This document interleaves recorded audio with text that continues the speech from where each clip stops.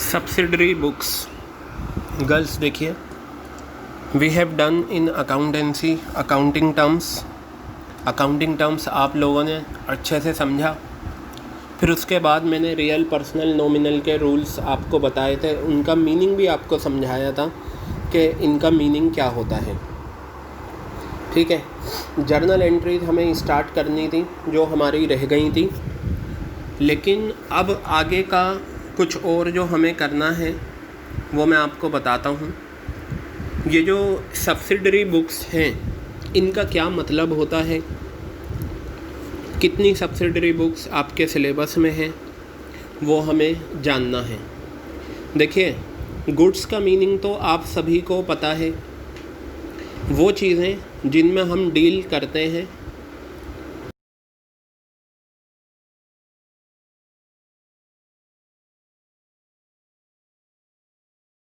Many examples regarding this, इसके regarding आपको कई सारे एग्ज़ाम्पल मैं दे चुका हूँ।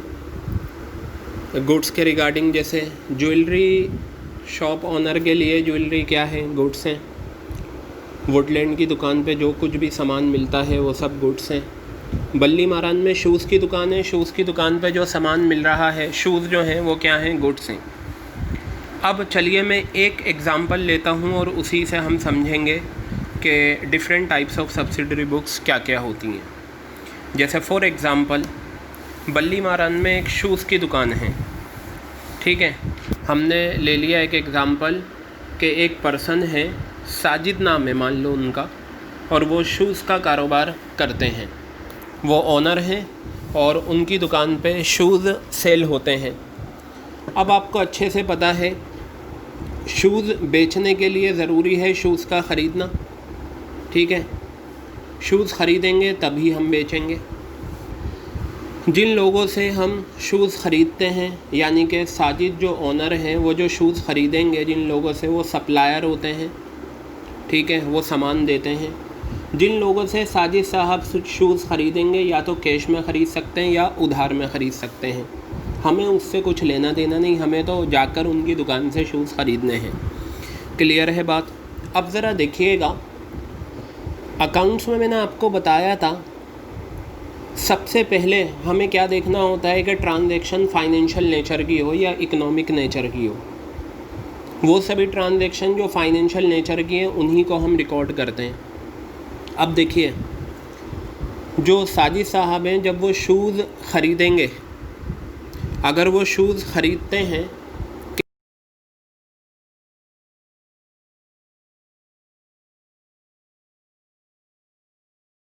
शूज़ के ख़रीदने को रिकॉर्ड करेंगे, उसे कैश बुक कहा जाता है। क्या कहा जाता है?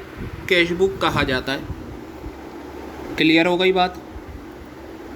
अगर उन्होंने शूज़ कैश में ख़रीदे हैं और फिर कस्टमर को शूज़ बेच दिए कैश में, जब ख़रीदेंगे कैश आएगा और जब बेचेंगे, जब ख़रीदेंगे कैश जाएगा और जब शूज़ बेचेंगे तो कैश आएगा। पता चला जितनी भी कैश ट्रांजैक्शंस साजिद जो ऑनर हैं, सोल प्रोप्राइटर हैं, सिंगल ओनर हैं, वो जितनी भी ट्रांजैक्शंस करेंगे कैश में, सारी की सारी कैश ट्रांजैक्शन को हम किस किताब में नोट करते हैं? कैश बुक में नोट करते हैं। किस में नोट करते हैं? कैश बुक में। कैश बुक किस तरह से बनती है आपके सिलेबस में है, आगे हमें करना है। तो पता चला कैश में होने वाली हर ट्रांजैक्शन जो बिज़नेस से रिलेटेड है वो कैश बुक में लिखी जाएगी। क्लियर हो गई बात।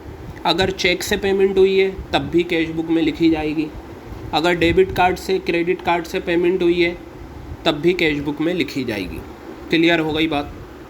अब मैं बात करता हूँ, मान लीजिए साजिद साहब ने गुड्स ख़रीदे उधार में, किसी पर्सन से ख़रीदे। आगरा में वो पर्सन था जहाँ से शूज़ आते हैं साजिद साहब की दुकान पे। तो साजिद की दुकान पे जो शूज़ आते हैं वो आगरा से ख़रीदते हैं। आगरा से उन्होंने शूज़ उधार ख़रीदे। ध्यान देना, अगर शूज़ कैश में ख़रीदे हैं तो कैश बुक में जाएगा। अगर शूज़ क्या हैं? साजिद के लिए गुड्स हैं। साजिद ने गुड्स ख़रीदे उधार, तो ये जो उधार गुड्स ख़रीदे हैं इसे हम क्या बोलेंगे? Credit purchase of goods. क्या बोलेंगे? Credit purchase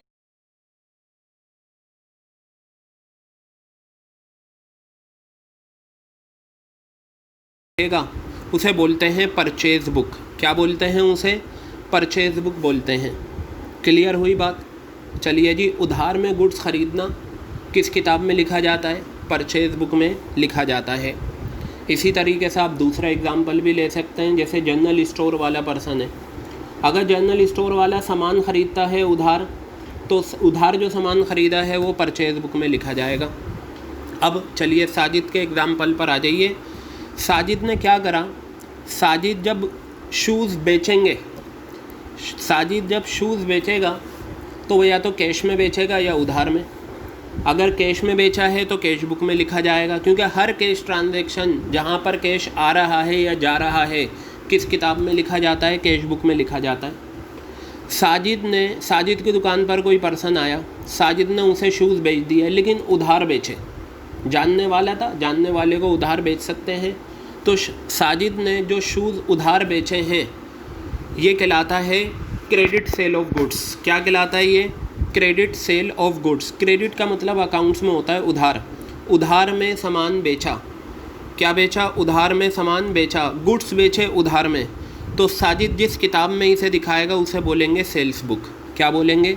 sales book. तो एक चीज़ पता चली, उधार में अगर गुड्स ख़रीदे तो परचेज बुक में, उधार में गुड्स बेचे तो सेल्स बुक में। सुने, उधार में गुड्स ख़रीदेंगे परचेज बुक में, लेकिन अगर कैश में गुड्स ख़रीदेंगे तो कैश बुक में। उधार में गुड्स बेचेंगे तो सेल्स बुक में, कैश में बेचेंगे तो कैश बुक में। मतलब ये है जहाँ किसी भी ट्रांजैक्शन में अगर कैश इन्वॉल्व है तो वो कैश बुक में जाता है। अब चलिए आगे हम बढ़ते हैं। देखिए, जब हम किसी को उधार में सामान बेचते हैं तो हो सकता है जो सामान हमने बेचा है उसमें से कुछ सामान हमारे पास वापस आ जाए।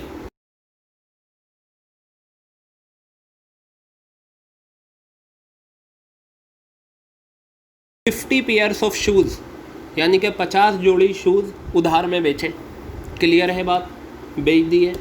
जब जाकर मोहन ने घर जाकर उन 50 पेयर्स ऑफ शूज़ को देखा तो उसमें से 10 ऐसे थे जिनमें कुछ ना कुछ डिफेक्ट था, जिनमें कुछ परेशानी थी। तो मोहन जो है वो 10 pairs of shoes 10 pairs of shoes लेकर आ गया और साजिद को रिटर्न कर दिए। तो इसे हम क्या कहेंगे? बिका हुआ सामान वापस आ गया। साजिद ने बेचा था, सामान बेचा था, बिका हुआ सामान वापस आ गया, इसे बोलते हैं सेल्स रिटर्न। क्या बोलते हैं इसे? Sales return. तो ये जो बिका हुआ सामान वापस आया है, यानी कि 10 पेयर्स ऑफ शूज़ जो वापस आए हैं, साजिद इसे जिस किताब में दिखाएगा उसे कहा जाएगा सेल्स रिटर्न बुक। क्या कहा जाएगा उसे? Sales return book. क्या कहा जाएगा उसे? सेल्स रिटर्न बुक कहा जाएगा। तो ये देखिए, goods return by customers. Customer ने गुड्स रिटर्न करे तो उसे हम क्या बोलेंगे? सेल्स रिटर्न बुक में उसे हम दिखाएंगे। आई थिंक ये पॉइंट आपके क्लियर हो गया होगा। क्लियर है बात? अब चलिए हम बात करते हैं दूसरी। मैंने आगरा से सामान ख़रीदा था। मैंने क्या करा था? आगरा से सामान ख़रीदा था। उधार में सामान ख़रीदा था। क्या ख़रीदा था? उधार में सामान ख़रीदा था। अब ध्यान से देखिएगा, जो सामान मैंने आगरा से उधार में ख़रीदा था उसमें से कुछ सामान ख़राब निकला। मैंने वो ख़रीदा हुआ सामान वापस कर दिया।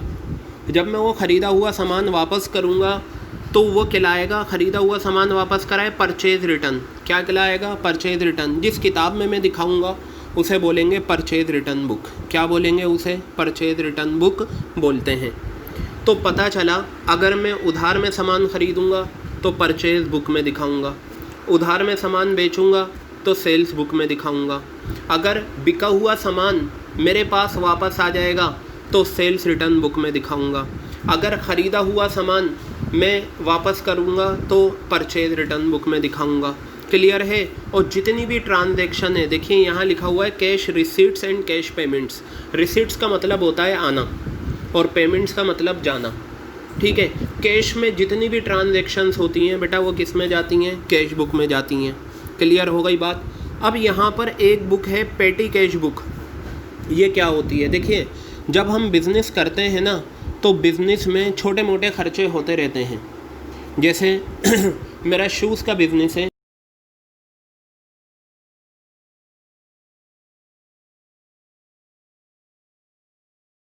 डॉक्टर अनिल कृष्णा मार्केट जाएं तो वहाँ पर जो क्लॉथ मर्चेंट हैं, क्लॉथ सेलर हैं, वो अपने कस्टमर के लिए चाट पापड़ी, आलू टिक्की, बिस्किट्स, नमकीन, चाय, कॉफ़ी, कोल्ड ड्रिंक, ये सारी चीज़ें मंगाते हैं। ठीक है, अब ये बताइए, अगर मैं बिजनेसमैन हूँ और मैं अपने कस्टमर के लिए ये सारी चीज़ें मंगा रहा हूँ, छोटा छोटा खर्चा होता है।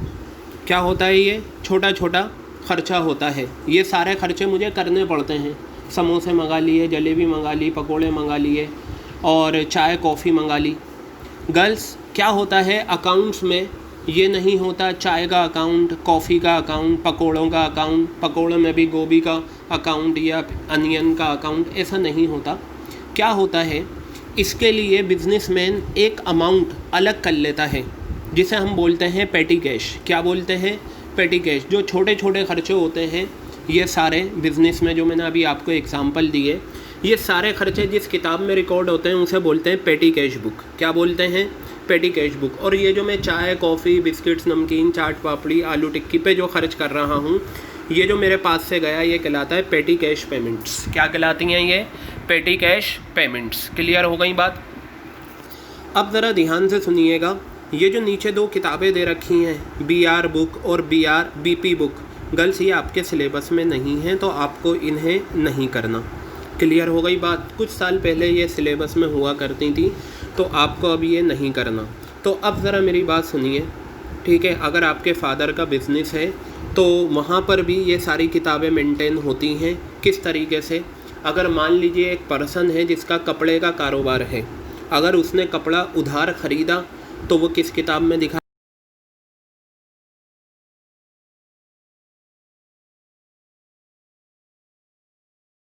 देखिए कैश वर्ड आ गया।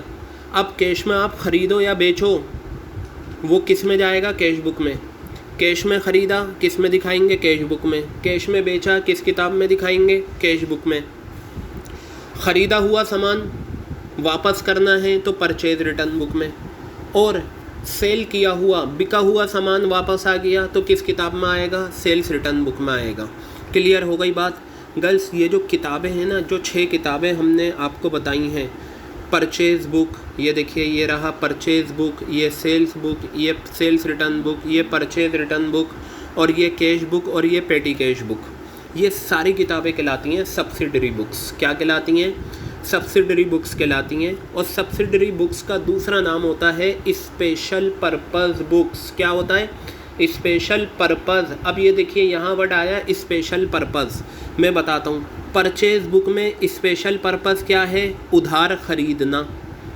सेल्स बुक में स्पेशल पर्पज़ क्या है? उधार बेचना।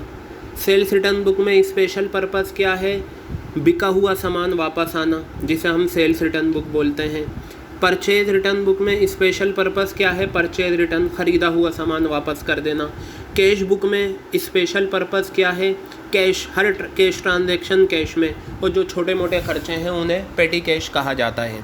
तो सब्सिडरी बुक्स के कई नाम होते हैं। इस सब्सिडरी बुक्स भी कहा जाता है, स्पेशल पर्पज़ बुक्स भी कहा जाता है, स्पेशल पर्पज़ जर्नल्स भी कहा जाता है, और बुक्स ऑफ ओरिजिनल एंट्री भी कहा जाता है, और एक स्पेशल जर्नल।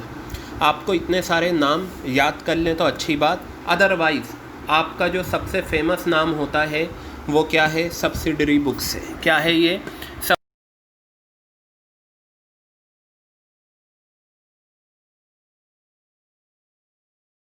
गोलगप्पे का दूसरा नाम पानीपुरी भी होता है, तीसरा नाम बताशे भी होता है, चौथा नाम पुचके भी होता है, लेकिन फेमस किस नाम से है? गोलगप्पे के नाम से। तो इसी तरीके से सब्सिडरी बुक्स के अलग अलग नाम हैं, लेकिन जो फेमस नाम है वो क्या है? सब्सिडरी बुक्स है। गर्ल्स, सब्सिडरी बुक्स जो हैं आपके सिलेबस में कितनी हैं? ये 6 सब्सिडरी बुक्स हैं। Purchase book, sales book, purchase return book, sales return book, cash book और पेटी कैश बुक। ये सारी बुक्स हमें बनानी है। बहुत बहुत बहुत सिंपल है। मैं ये कहूँगा सबसे आसान टॉपिक है आपके अकाउंट्स में। सिर्फ आपको कुछ नहीं करना। कितना सामान ख़रीदा?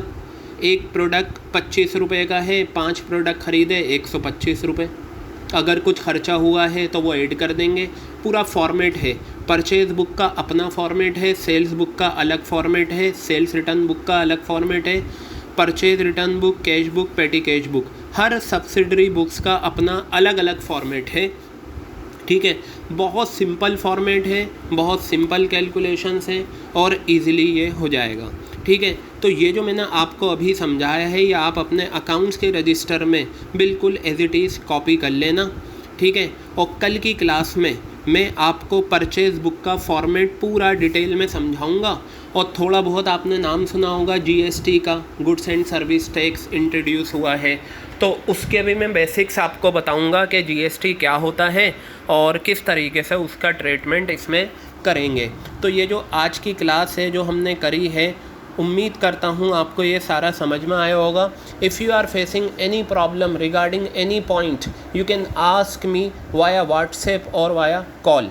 Is it clear? तो ये आप प्रिपेयर कर लेना अच्छे से और